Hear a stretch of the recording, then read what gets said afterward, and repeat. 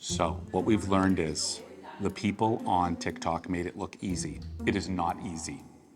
I have a feeling this might be a fail.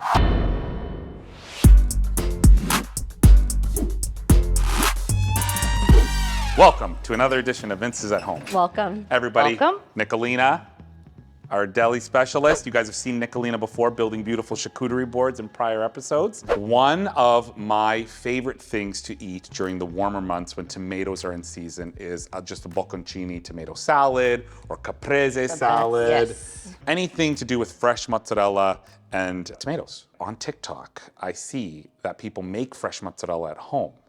And I said to Nicolina, how hard can it be? It's not that easy. And she said, it's not that easy. We want to show you just a couple of people that don't do this every day and make TikTok videos. Is it something that is feasible for us to do at home and to make fresh cheese from time to time? So that's what we're gonna do. We've got in front of us everything that we believe we need to make fresh made mozzarella. And you start with whole milk, as close to raw milk as possible, so really lightly pasteurized. And we're gonna use, of course, the Sheldon Creek whole milk. Really good milk is probably the most important ingredient. It is. Rennet and a citric acid. That's right. From an equipment standpoint, we need a whisk, a strainer, measuring cups, a thermometer, The most important one, and we've got a pot. So what's first? milk. We definitely overfilled this. Pour this into the milk and make sure that we whisk it nice and evenly. And we wait till it reaches to 40 degrees Celsius.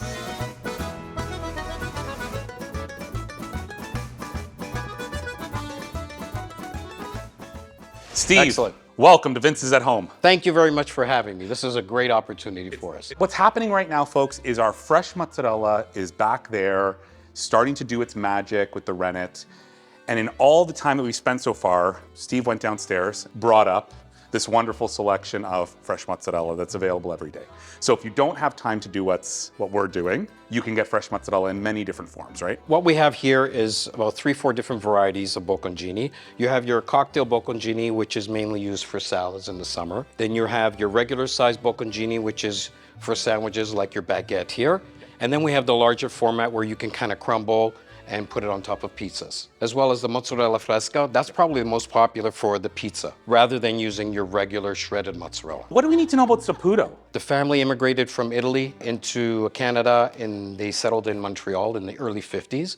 In 1954, with $500 worth of equipment and a bicycle, they started their cheese business. Through the 60s and 70s, they really exploded with mozzarella category in the pizza sector of the business, in Canada specifically. And then fast forward to last year, we celebrated 70 years. We sell our product in 60 countries around the world. We're number 6 on the planet as far as dairy companies. So they've done a great job in starting with a bicycle and to where we are today. What a great story. Yeah, it's a fantastic story. Where are you making these right now? In Montreal. Canadian milk. Canadian milk only. So it's still truly a Canadian company. Absolutely, Made yes. with Canadian ingredients by Canadians. Yes.